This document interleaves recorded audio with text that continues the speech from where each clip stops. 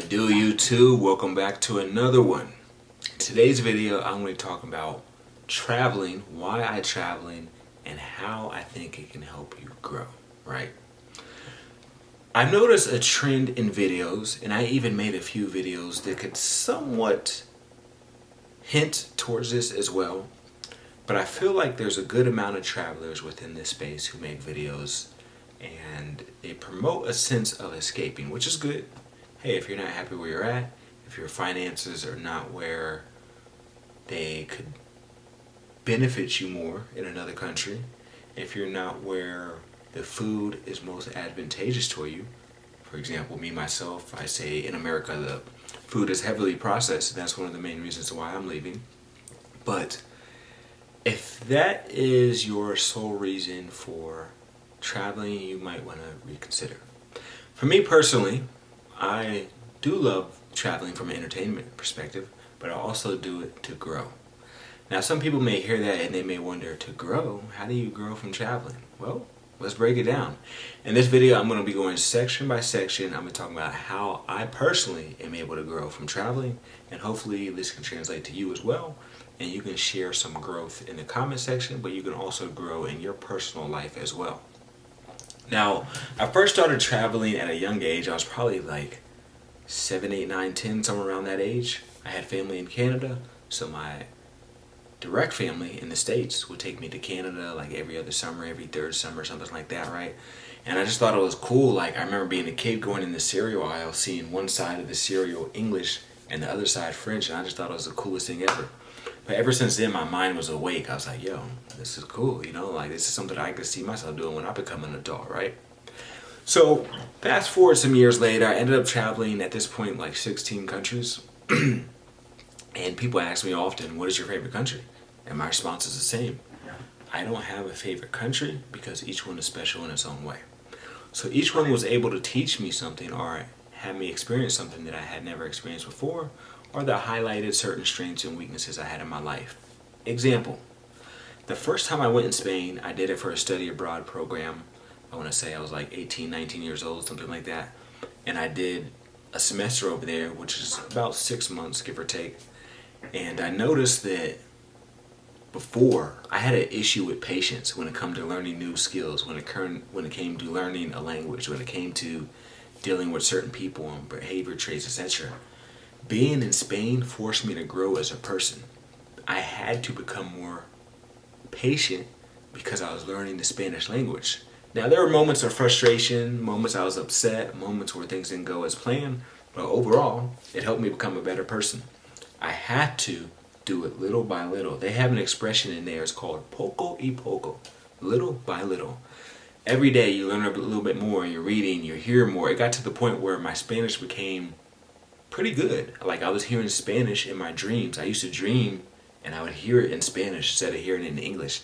And they say that's when you know you truly learn a language, once you start dreaming and visualizing certain things in a different language. So that's what happened to me when it came to Spain. But that's just one of many examples, right? So when it comes to the growth and elevation space, I feel like I'm way better at dealing with different people. So one thing you are going to notice if you travel and you like my videos, and I'm assuming you like to travel, because why else would you be here, right? You're a traveler, you want to live somewhere else, you want to decide where you want to go, etc. I'm here to help guide you. By the way, make sure you hit that like, comment, subscribe, share, and also turn on the notification bell so you can be notified every time I go live, drop a short or a long format video. But let's get back to the topic at hand. So when it comes to that particular aspect, you're going to see elevation because you're dealing with people outside of yourself, right? You look at me, for example. I was born in the Midwest. So, I mean, yeah, we got some black people, we got some white people, but we didn't have too many like Middle Eastern people, at least where I was at, right? Now, if you're in Chicago, if you're in Flint, Michigan, if you're in Columbus, Ohio, it's going to be a little bit different. But for me personally, growing up, I wasn't around that many people from the Middle East or Middle East descent. Also, there were other groups that I wasn't around like that. I never really hung out around a Korean person until I became like 18, 19, right? So by me traveling and going to all these different countries, I'm learning about the different cultures. And if you truly want to see how someone thinks, how they behave, why they behave the way they behave, one of the best things to do is experience their culture. So if you go to Korea, if you go to Turkey, you're going to see certain personality traits from Turkish Americans, from Korean Americans, and you can see where it originated from. Same thing when it comes to Mexican people. Now, I'm not here to say everyone from every culture is the same, but if you meet Mexican Americans and then you go to Mexico, and then on top of going to Mexico, you go to Spain, and you can sit here and trace like, oh, this is where this belief system comes from, or this is how this culture acts this way. This is going on here. It gives you a better understanding, right? Keep in mind that everyone's the same, right? So you don't want to say, hey, all people from this group act like this. But I'm just here to say it will give you a better idea, right?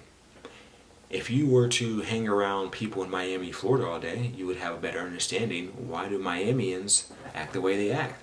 The same thing with everything else, right? Go to that particular culture, go to that country, see what's going on, and you have a better understanding. But how does this elevation lead to growth? I'm here to tell you right now. This will lead to growth because when you're in your personal life or your business life, you'll see that it's bigger than just your group. So you need to have a better understanding of how to effectively communicate with different groups. You traveling can be the key in doing that. You understand what makes this group tick, what is important in this particular culture. It is phenomenal, right? Also, you are going to become more of a philosophy type of mindset, right? People have told me, even in the comment section, they were like, yeah, you travel the world, I can see your mind is opened, and I can see the philosophy there, right? And it's true, because you're going to question things, even the way you do things, the way you were taught. Like, maybe we don't do this correctly, or maybe there is a more superior way to do what I have been doing in the past. And that's true. I'm here to tell you, as an American, someone born and raised in America, we are taught indirectly that we're number one, right? There are parts of the world who dislike us, and I understand, right? But we're taught like, hey, we do things the right way, we're superior, we got this going on, we're the big dogs. It's kind of like an indirect message sent to us in the media, right? On podcasts and music, and speeches, blah, blah, blah. But once you travel, you see, hey, we don't do all these things superior. When I was in Spain, they didn't have dryer machines. Some people may look at that as like, you guys don't got dryer machines? Get with the times. No. What they do is, for them, it makes more sense to hang dry it, which I actually started adopting that mindset, because if you hang dry it the right way, you don't need to iron your clothes, because the way it lays, it's going to naturally iron itself, and then it's going to save you money because you don't have to worry about a dryer, right? Another thing that's interesting in Spain, you can drink water straight out of the tap thing. Now, I'm not saying I'd 100% recommend it, but they do that over there, and I did that over there, and I never got sick. It's because their systems, as far as like the plumbing and all that interior, is more effective than ours. Like ours, if you drink ours, typically you get sick. So they say, hey, put a filter on it or something, right? Or don't drink it at all. Drink only bottled water. Over there, you can drink it and it's no problems. Super easy, right? You're going to learn from this mindset. You can bring this ingenuity, this creativity back to America. You may start a new business. You may see something in another country, get inspired to be like, oh, I can make a British version of this. I can make an Australian version of this. I can make an American version of this. You bring back the concept, the idea, maybe you remix a little bit, and then you put your own spin on it. Boom, you got a successful business. I'm here to tell you this will elevate you. My tongue, my sense of taste is elevated. Once I started eating real food, I couldn't go back. I used to love American food. Now I get disgusted at the sight of it, because I've tasted real food that doesn't have chemicals in it, that's not processed, that doesn't have 50 different names of sugars in it. And I'm not exaggerating. Google it. There's over 50 different names of sugars they have in America. There's thousands of different chemicals, pesticides, and non-natural things that they put in the food. Chick-fil-A got in trouble because they had over 20 ingredients in their burger. How you got one burger with over 20 different ingredients? Come on.